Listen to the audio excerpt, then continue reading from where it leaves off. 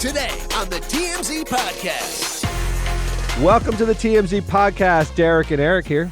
Good morning. Good morning to you. So let's get right into it. The big news of the day is LeBron James sort of scolding reporters in one of his after-game press conferences. You know, he's at this stage of his career where he's not as interested in talking about the game and basketball and sort of what it means on the court, mostly because the Lakers are terrible. And they did win, though. They did win this game. But yeah, it's not. He's not about. He doesn't need to discuss the game. Or he is who he is. His legacy is set. Yeah. He's sort of an elder statesman, and he's very interested in social justice issues and being sort of a vocal person on things other than basketball. So he had a few thoughts about how the media has addressed the Jerry Jones saga and the Jerry Jones photo that surfaced, which is from 1957, where a crew cut Jerry Jones is standing outside of an Arkansas school that is being desegregated. And there was, a bunch of white males. There's a mob. There's a mob of white males sort of standing in front of the black students who are trying to get in. And these are famous photos. And he's one of the little faces in it. He's one of the little faces in it. Now, Jerry Jones has said, I was there because I was curious. This was mostly driven by older white males. I wasn't there to sort of, block their entrance. I was just sort of an onlooker. And he is in the back of the crowd, but a lot of people aren't buying it. He does look like a spectator, but even if you buy it, it's still like I'm talking about like standing on the wrong side of history. He's literally standing on the wrong side there. It's an uncomfortable image, and he's trying to move on from it. He's not defending his presence. He's just saying, you're misreading if you think I was there to block the students, and I was actually just sort of a curious onlooker. So LeBron had some thoughts about not being asked about that photo, and being asked about Kyrie and all his controversy about his anti-Semitism and all that. So this is what LeBron had to say to the reporters there. I got one question for you guys before you guys leave. I was thinking when I was on my way over here, I was wondering why I haven't gotten a question from you guys about the Jerry Jones photo. But when the Kyrie thing was going on, you guys were quick to ask us questions about that. When we do something wrong or something that people don't agree with, it's on every single tabloid, every single news coverage. It's on the bottom ticker. It's asked about every single day. But it seems like to me that the whole Jerry Jones situation photo, and I know it was years and years ago and we all make mistakes, I get it. But it seemed like it's just been buried under like, oh, it happened. Okay, we just move on. And I was just kind of disappointed that I haven't received that question from you guys. So I want to break this down. There's first of all, there's maybe a simple explanation that he's overlooking, which is Kyrie Irving is a member of the NBA. LeBron James is a member of the NBA, and it is more obvious to ask him about that incident, which occurred in his league, than it is to ask about something that occurred with an NFL owner. Yes, that's the first level. Quick sidebar to that, though. If Kyrie had been an NFL player, yes, do you think he would not have been asked about it? I don't know, but I think he would have. He would have been, yes. I don't know. Maybe, but I don't think that's the difference there. I don't think that's the difference. But nevertheless, what LeBron is talking about should be highlighted, and he's basically saying sort of keep the same energy when an old white dude is exposed as a racist as when you've exposed sort of Kyrie's anti-Semitism. I understand the sentiment. It reeks to me a little bit of whataboutism. Like, they're two different issues.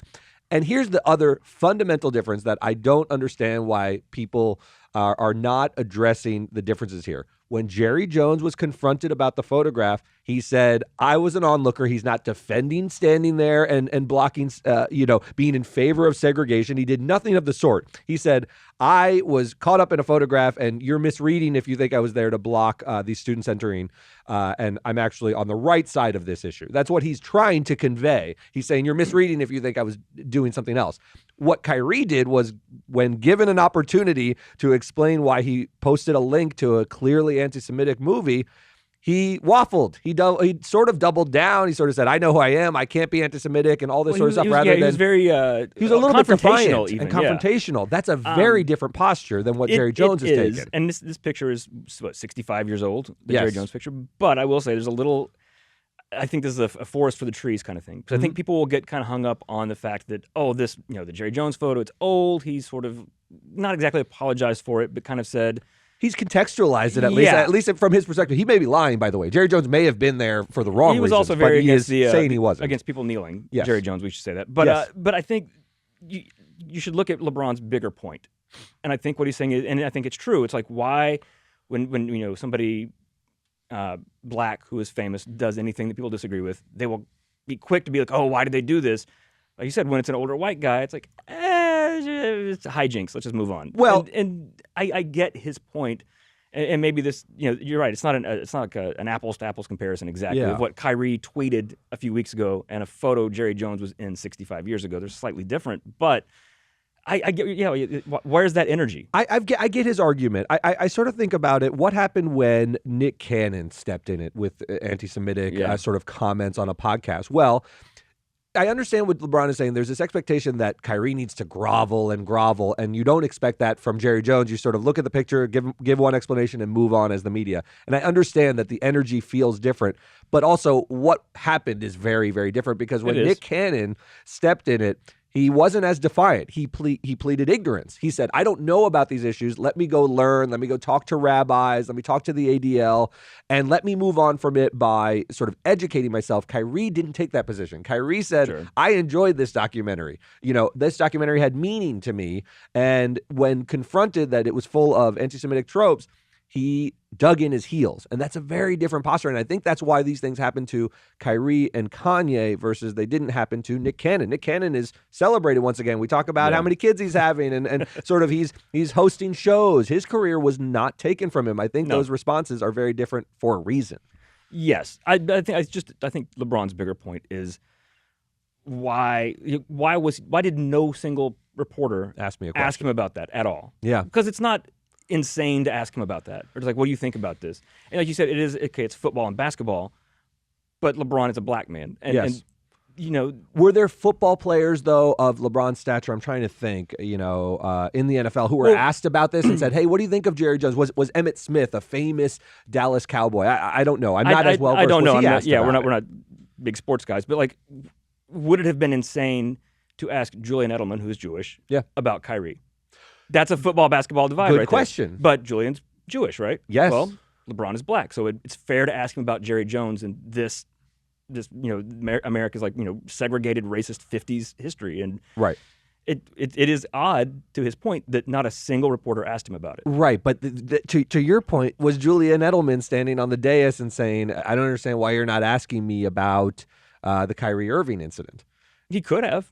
He could have, would you have but he also was... might have thought like I'm a Jewish football player, so maybe didn't dawn on you. I guess LeBron is imputing all of these bad, sort of motives, or at least subconsciously, like sort of different responses in the media, and I think it may be simpler than that. But you're right. There is a point about like sort of the energy they bring and what they're willing to talk about.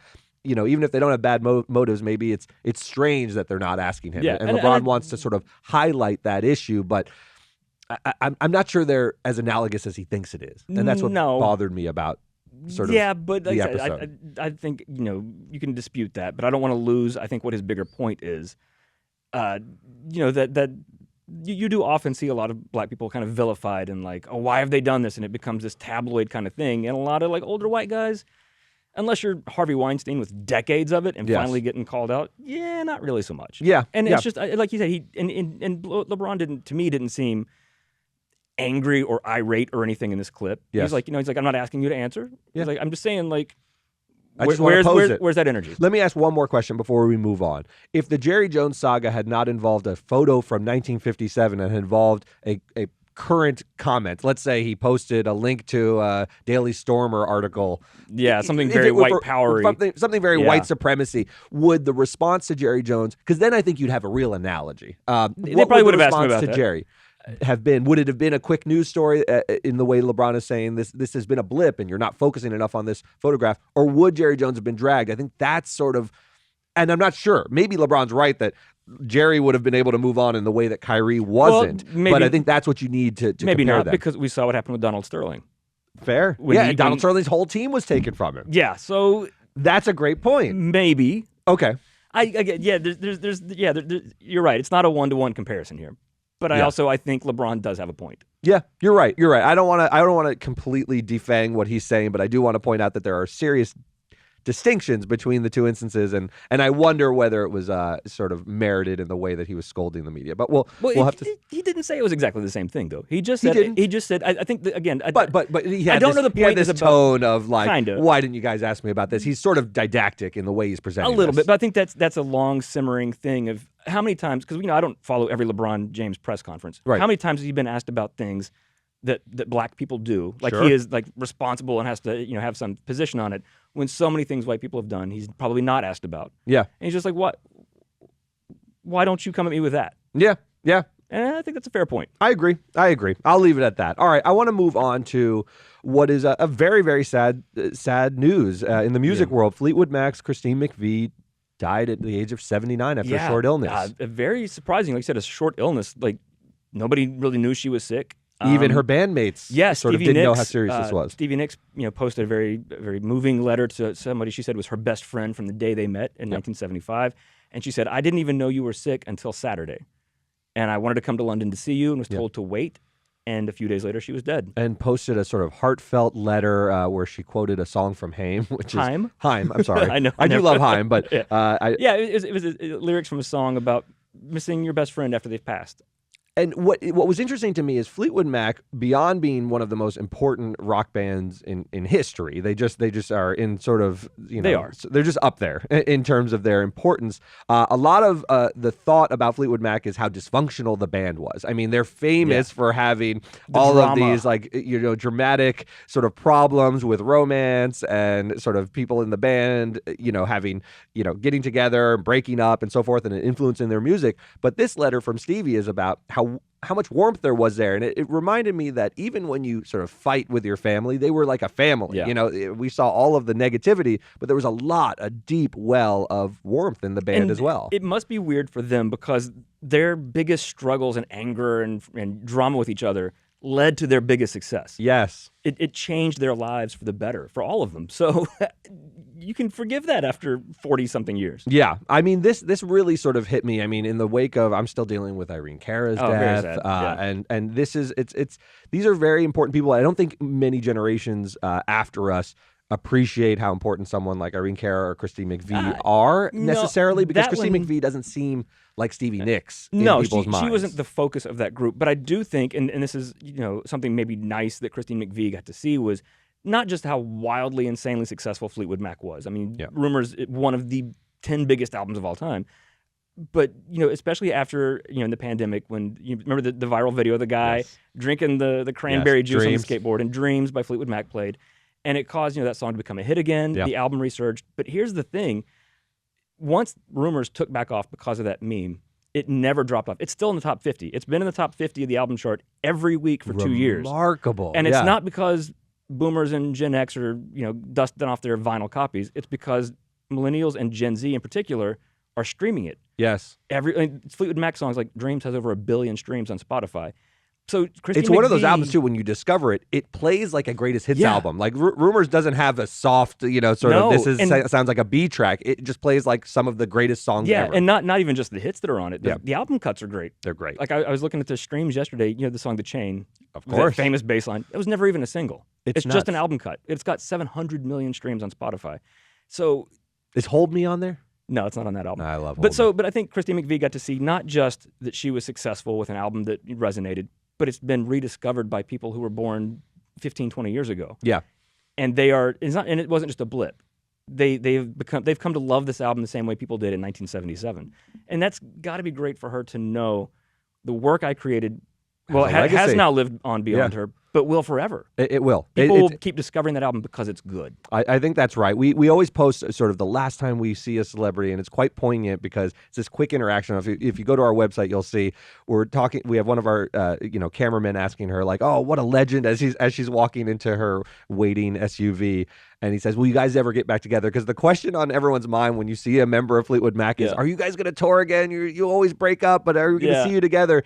And she turns and very briefly just says, never say never. And it's, I don't know, it sort of struck something in me because now we're at never. They won't get together with this lineup. And it's quite sad, but they left behind so much great art and that it's hard to be sad. You just want to listen to songs. I went in the car and just like sort of played Rumors. Basically. Yeah. And it is, the songs are great. great. The songs hold up on their own. But it is also, once you get into the backstory of it, it is still fascinating and engaging and petty and the things we love.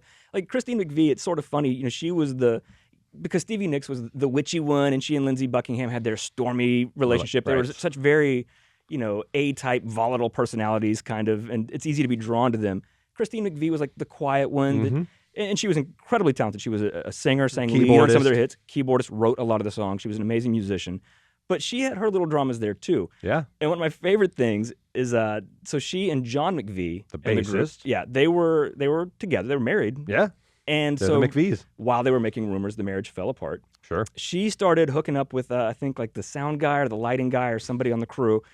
And she wrote a song, one of their hits, You Make Loving Fun. You know that song? I love it. That song is about how much better love is with this new guy than with John McVie. But John McVie had to perform that song. He had to sit on his bass and play the bass line of it. His ex-wife is singing about how great her new guy is. And he's amazing. Do-do-do-do. It's amazing. Playing along. They just allowed it to like impact the art directly, and they would all just play along because they knew that it was great music. I mean, what's John McVie going to do? You Make Love and Fun is incredible. It's a banger of a song. And it probably so. Also didn't hurt once the millions started rolling in. I mean, yeah, it really didn't. So that'll do it for us. R.I.P. Christine McVie. She was amazing.